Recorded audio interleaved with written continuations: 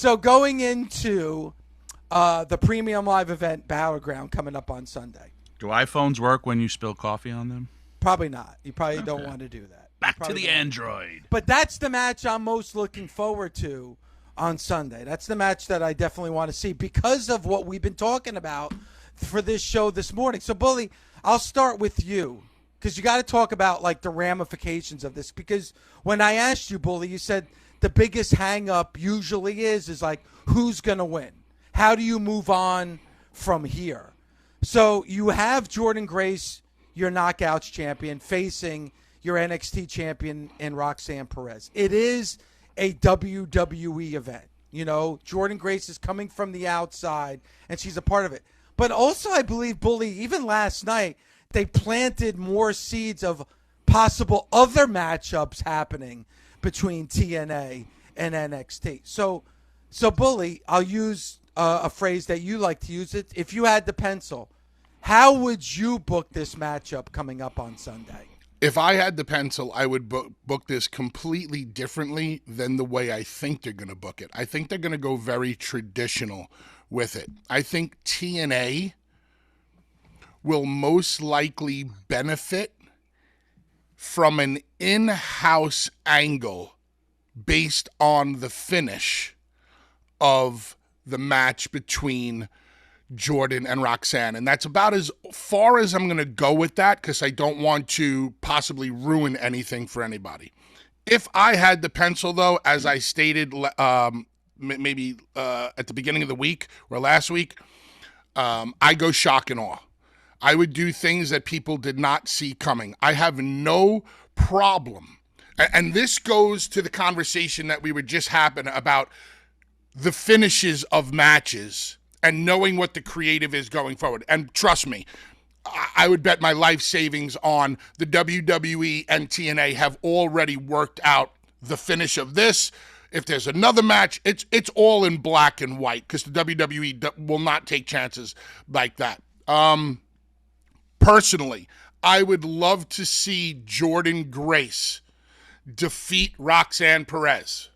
That would get the entire wrestling world talking that a TNA women's champion defeated the NXT women's champion. Because I can't remember in history, and if it has happened, it's been a long time ago, where, well, I guess they just did it with Moxley, right? Mox being the IWGP. IWGP champion, okay, yeah. Okay, so, I mean, yeah, it's happening right now.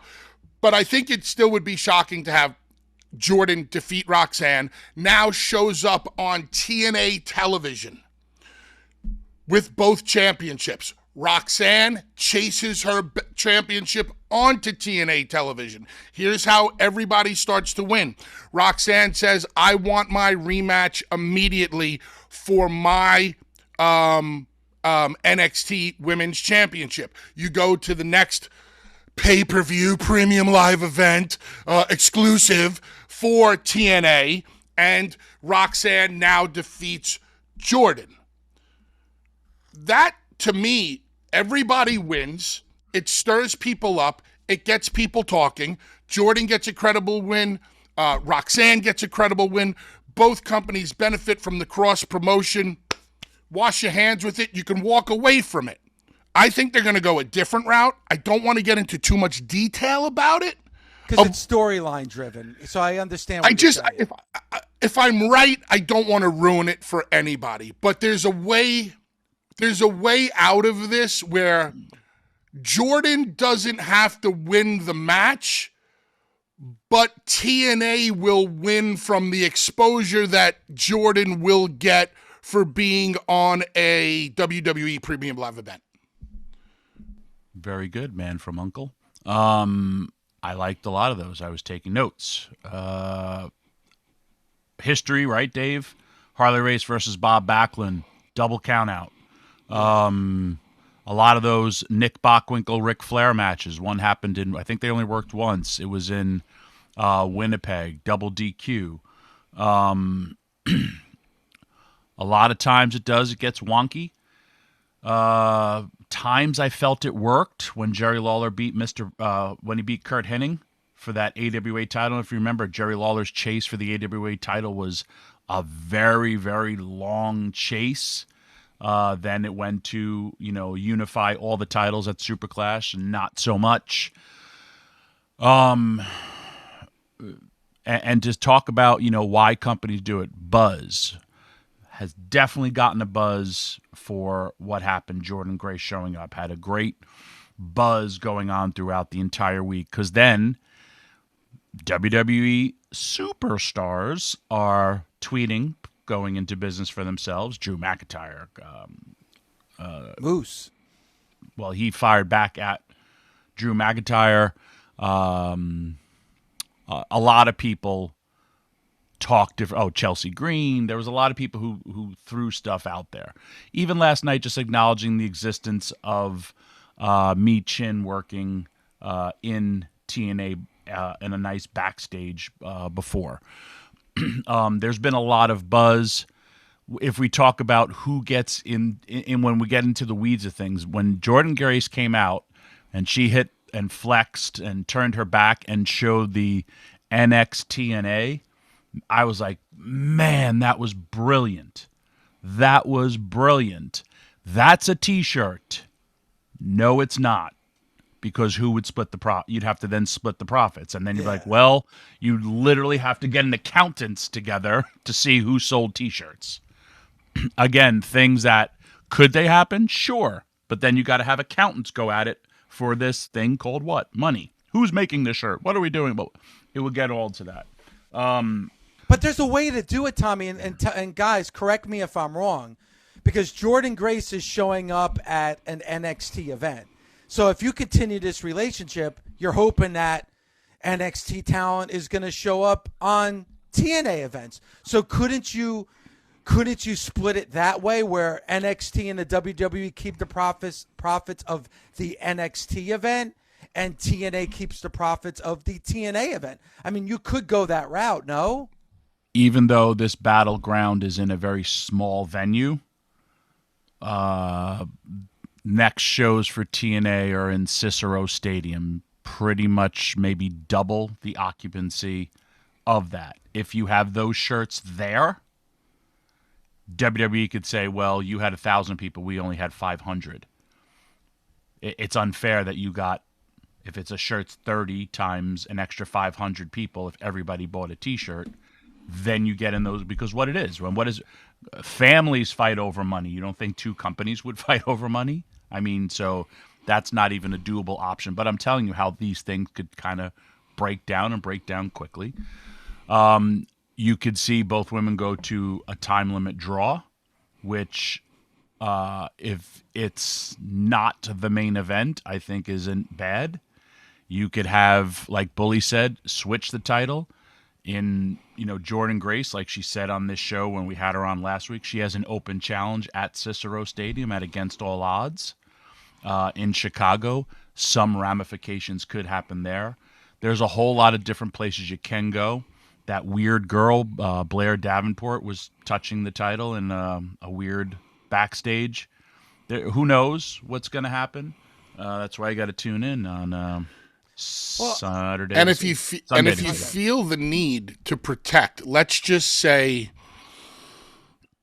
that Jordynne was going to defeat Roxanne Perez, and you didn't want to do it straight up and clean because you felt the need to protect Roxanne. Who on the NXT roster right now is Roxanne's number one nemesis? There's got to be whoever that girl is. There's a laundry list. Yeah, there's a laundry. They have a lot of women there, but there's no really. You can use one girl as a distraction. Now Roxanne is a heel, so this would have to be a baby face. You don't want to run in a baby face, but a baby face can always throw in a distraction as an FU. So let's say they're getting towards the end of the match and Lady Babyface music hits that distracts Roxanne. Jordynne Grace turns her around, hits the Grace driver. Boom, there's your 1, 2, 3. Now Roxanne can always blame it on whatever girl distracted her. You can go vice versa. One of Jordynne, a heel in TNA, could show up to this show and possibly distract Jordynne Grace, in which Roxanne can roll up Jordynne Grace for the quick 1, 2, 3, and now Jordynne can go back on TNA television against that girl. There's ways to protect the finish if you don't just want to go with a straight-up winner. And I'm with you, Bully. I think you go with the option of shock and awe. Because quite honestly, if you have this match on Sunday and you go the easy route where it's a non-finish or there's a distraction or something like that, it doesn't really do a heck of a lot for me as a viewer. But if you really want to continue this relationship and get me invested in, oh, now I gotta start watching TNA, or I definitely have to watch NXT on Tuesday night. I think the only way you can do that, since it's the only title on the line, the only title on the line on Sunday is the NXT Women's Championship, is Jordynne Grace beating Roxanne Perez. Because you know you're going to get another match between those two at some point. Roxanne's going to get her win back at some point. But how do you get people talking? How do you create a real buzz? Is by have Jordynne Grace win this title on Sunday. I just feel if you do kind of like a cheap win or a non-finish or some kind of storyline fiasco, for me, and again, it's just my opinion, I think it loses some of its luster. I agree with you. I would, if I had 100% control, which I do not, I would either go draw and let the women do a 30-minute Iron Woman match as a return, or I would put the title on Jordynne Grace. And for that shock value to see like, oh my God, what's going to happen, and then continue it, because there's a lot of good stuff that can happen from that. And that would be very, very like, oh my God, she's not under contract with WWE. She's contracted with TNA. That is like a forbidden thing where you have a non-contracted person wearing a title of, another company. Here's the thing, though. Let's say I'm the representative from WWE. Let's say I'm Sean. Let's say I'm Trips. We can agree to do business with TNA, but one of you guys need to sell me on the fact of why I should allow Jordynne Grace to go over on Roxanne Perez. What is the upside for the WWE? I think the upside for WWE, being that this is the third brand, NXT is the third brand of the WWE. It is developmental. How do you create a buzz? How do you get people talking about NXT? How is it like the Sheets, shows like Busted Open, fans are talking about NXT? This is how you do it. And it also bands your fan base together. It's also like, man, I'm a WWE fan. I want to see Roxanne go to TNA TV and win that championship back. I think it's more of creating buzz and rallying your fans together. That would be my argument, Bully. Would you agree that the majority of TNA fans also watch the WWE? I would say yes, but maybe not necessarily NXT. So, like, I'm sure. Okay, like, that's a good point. That's a good point. I should have narrowed it down to NXT. Yeah, because like I'm sure TNA fans are watching SmackDown and Raw, but not necessarily NXT. Now, don't forget too, NXT is moving networks. They're going to be off of USA and they're going to be going to the CW. And I'm thinking they're probably going to rely a lot on streaming as opposed to cable. So I know I watch TNA through streaming. I watch it on YouTube. I don't get Access TV. I would have to think, Tommy, that there's a lot of people who don't get Access TV and are watching it on YouTube. I think that's another selling point as well, where the TNA fan is now going to be watching NXT on Tuesdays. Yeah. I mean, listen, if you just go based upon Jordynne Grace's Royal Rumble and her NXT last week and her NXT this week, wrestling fans know her. The Royal Rumble was next level for her. And, and I'm not talking about TNA chants, that were happening even last night, but they know this woman is a dominant force in professional wrestling. She has really, she's been the champion. I think Vic Joseph said over 300 days. Even like me watching that, I was like, man, she so is there, right? They could have done this on the main roster, and she would have been something as well, right? Just because of how she looks, her presence. She looked like, and I mean, I tell us all the time, she belongs. Like, she's got it. She's got the it factor. She's primed and ready for anything that comes her way. The Royal Rumble was a key moment in that woman's career to say, wow, look at this person who doesn't work there and how it just exploded for her. Really did great business for herself there, even though she didn't win it. Like I said, whatever collaboration is going on behind the scenes, it's working. To your point, Dave, we've covered NXT for we do it every Wednesday, right? NXT lost its buzz pretty much after the draft. Same thing with, who's these number one contenders, these storylines going into it. This influx of both Ethan Page and Jordynne Grace has created a big buzz, like when they brought back when Becky was there, and it had that type of buzz and people stirring up about this product, which is what I talk about every day. When you're in wrestling, you need to have that buzz. You need to have people talking about you. We know we have the best test at all. We have the nation. When the phone lines are lit, we know, hey, we struck a nerve here, and they want to talk about it. With this, it struck a nerve because the wrestlers are talking about it because they want to be involved. The best bet, yes, I do feel just like what Bully said. If you put this title on her, it will freak people out because what the hell are they going to do next? That's why you have to tune in, and that is key. I think it is because I know it's the WWE bubble, but I think it is NXT. And I think NXT... You're going to have to get a new iPhone, man. Go back to an Android.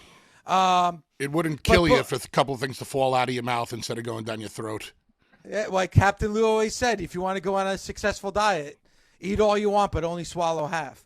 But Bully, I really believe that it's more about NXT than that WWE bubble, because I don't think we'd be having this conversation if this was Raw or SmackDown. We wouldn't be having this conversation, but I think we're having it because it's NXT. And moving networks, obviously the Raw fan base is going to move wherever Raw goes. Same thing with SmackDown. With NXT, it may not. I think this is another way to just create buzz and get people talking, to keep people sticking and staying Tuesday nights to watch this product. And I just feel like if Roxanne Perez... Go ahead, Bully. Go ahead. I mean, here's another perspective on it, on why it's being done. It's not going to be a very popular perspective with Mr. Dreamer, but maybe the WWE is just preparing the WWE universe for Jordynne Grace. Maybe this exposure is happening right now because this is a way to introduce her. Maybe one day when her contract is up with TNA, or she wants to do something different, now they don't have to reintroduce her. Now she's already known to the WWE universe via her appearance in the Royal Rumble and what she's doing in NXT. It's almost like it's a softer way to get the people used to Jordynne Grace. I'm not suggesting that I want to see Jordynne Grace leave TNA, but you never know. The day might come. And now NXT or WWE doesn't have to start from day one. For me, I mean, and you know this because you've seen me work, I want to see every talent. I was so hell-bent in my ways from ECW, and I never saw things, right, because I was injecting that poison, right, of ECW, and I loved it. But I want to see what's best for everybody's families and what's best for people's careers. And I always tell people, I will prime you and get you ready for anything that's going to help you, whether you stay here, whether you go to WWE, or whether you go to AEW. I want to see everybody succeed. Personally, like I'll use Deonna Purrazzo, for example. I love Deonna Purrazzo. I love her work. I loved watching her growth from day one in TNA. And when she left, I was personally sad. Professionally, I couldn't be more happy for her and proud of her because of things that happened. And I've done that since developmental system, right? Lita. When Lita came to me and said, "Hey, WWE called," and I said, "You need to go." Or when they would call up anybody like Beth Phoenix, I'm super proud of Beth. To this day, when I see clips, I'm like, man, because I always envisioned her one way, and then the world saw her that way. And so I'm always for helping people that way. And I know you are too. I mean, you've taken a lot of people from day ones as students, and then they make it. I mean, that's super proud because they're your children, right? And you want to see them have the best. I don't worry about that for her. When her contract's up, it's either, hey, you have to pony up a lot of money to keep her or let her go. And I feel that way with everybody. So Dave, I'm sorry, Tom, let me just interject. Dave, do you believe if you had to give a definitive yes or no or bet $1 right now, do you believe that when Jordynne Grace's contract is up with TNA, that WWE will be extremely interested in her?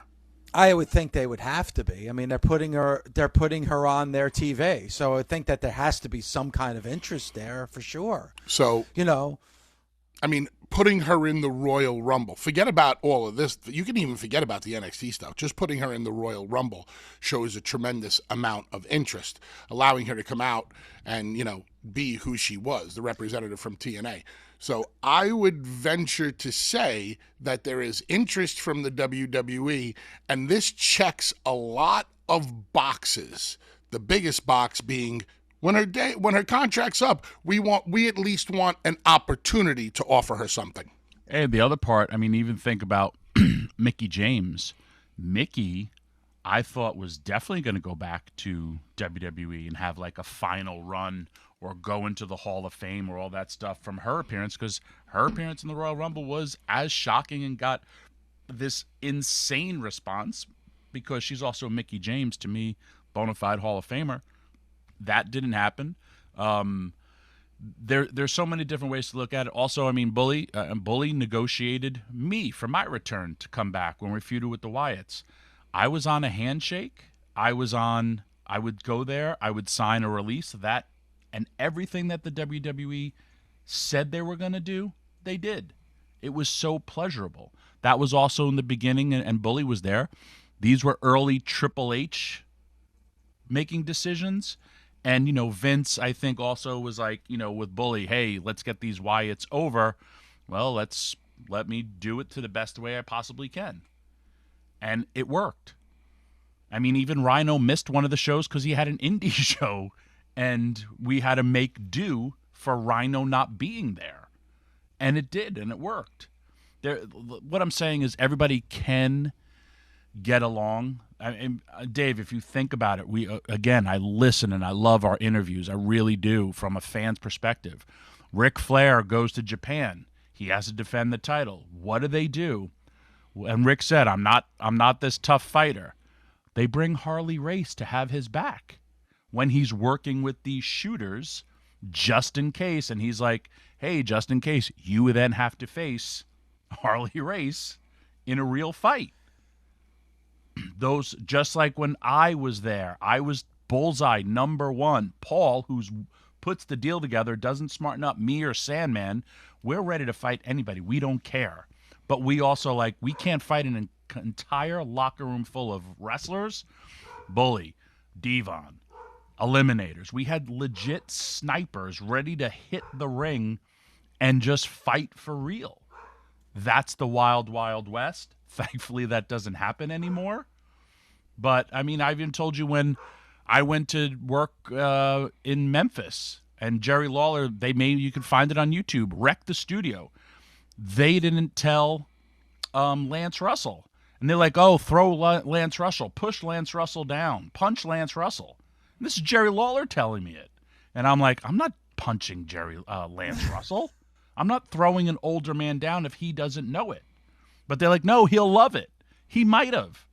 I told you one of the best things that Terry Funk ever told me when I was like, and Bully was there. And I was just like, yeah, I'm going to see Onita. I haven't seen him in a long time. He goes, really? Walk up to him and smack him right across the face and start cursing him and fight him for real. At WrestleCon. He goes, it'll get a lot of buzz and he'll want to do business with you. This is Terry Funk. And then I told Onita that, and he's like, ooh, very good, very good.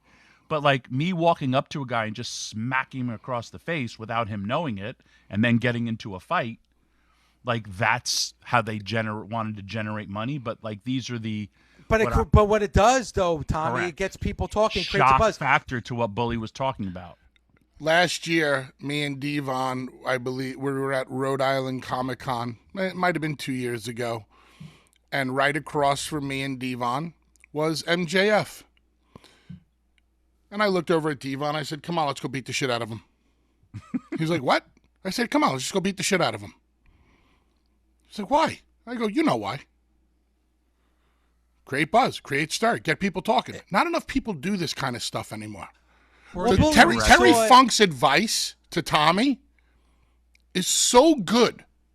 It's just a question of whether, see, now society and wrestling has become so soft in so many ways that people be like, oh my God, I can't believe you did that. That was so mean of you. As opposed to going, whoa, that looks, sounds, and smells like money. Let's do it. Old school too, Dave, what would happen? You go to the hospital, right? You get hurt, you go to the, Andy Kaufman went to the hospital, stayed, paid for his own hospital. We joke about the Beulah neck brace. Tony Khan wearing that neck brace, right? Like that's, everyone's so in the know that, oh, this is fake, it's this, whatever. But him doing that, you know, and then of course, like to Bully's point, everyone has their own opinion. And shout out to him for making a nice donation on the Rich Eisen show with that autographed neck brace. But these are things that get stuff a buzz. I mean, Tony Khan wearing that neck brace at the draft was friggin' cool. Got people talking about it. These are to get people talking about, to create what? That buzz. And that buzz is so important. I always say Monday is for WWE. Tuesday is now NXT, but wait, it's now bleeding over a little bit for TNA. Wednesday is AEW, Thursday is TNA, Friday is SmackDown. Saturday is Collision, Sunday's a whatever show is going on. Well, to your point, guys, I mean, Tommy and Bull, we saw it firsthand. Remember at WrestleMania when we were doing the interviews at Media Day, AJ Styles and LA Knight went at it. Nobody saw it coming. It was completely random. And that whole day, all the media was talking about is that brawl that LA Knight and AJ Styles had. You know, that was the talk of the day. And that's WrestleMania weekend. And also, too, and I agree with you, Bully, that there's got to be some interest with Jordynne Grace. But I'm also interested in just the relationship between NXT and TNA. Because coming off that show last night, they planted seeds where, like, this isn't just about Jordynne Grace and Roxanne Perez. So now I'm interested is how long this is going to go. Is this going to end on Sunday, or is this going to continue for the weeks and months ahead? What exactly is this relationship between TNA and NXT? Like, I'm very interested to see where this whole thing goes. I don't think we can tell by right now, and I think it's fluid. Let's say that the ratings come out for next week. Now, last week, NXT did a very strong rating, over 700,000. slightly over 700,000. And that was a big comeback for them, Bully, because after the draft, their ratings had dropped. So that definitely was a big push for them last week. Correct. Let's say they have a plan in place for Jordynne and Roxanne. Let's just say that the plan is supposed to end at, what's the next event called? Battleground. Let's say at Battleground, that's the definitive end of what they have planned. But the rating comes out this week, and NXT just happens to pop a bigger rating than the slightly over 700 that they did last week. Now they go back and they look at the quarter hour, and they see that Jordynne Grace opening the show got a stronger number than NXT is used to any of their talent getting. Now they might reassess and go, all right, let's pump the brakes. Let's call TNA and see if we can arrange to stretch this a little bit.